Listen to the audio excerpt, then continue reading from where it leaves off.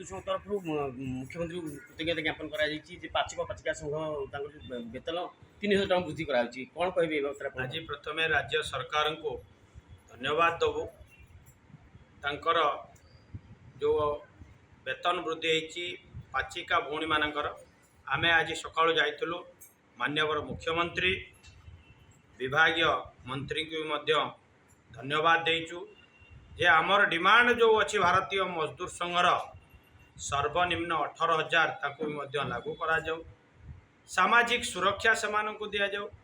एवं सेमानंकर जो retirement benefit भी मध्य से मिलू एवं अवसर कालीन भी मध्य से भत्ता भी मध्य मिलू यही आज आलोचना होती आपण मान जरिया आम ओडिशा राज्य सरकार को आउ थे भी धन्यवाद दौचु पाचिका सहायिका संघ तरफ आज आमर 30टा जिलार सब प्रतिनिधि आसते आगामी दिन में विशाल कार्यक्रम करा धन्यवाद पाचिका संघर भद्रक आसी आज मुख्यमंत्री पाखक सका जाइलु 1000 टका से बढ़ई से भी आम बहुत खुशी अच्छु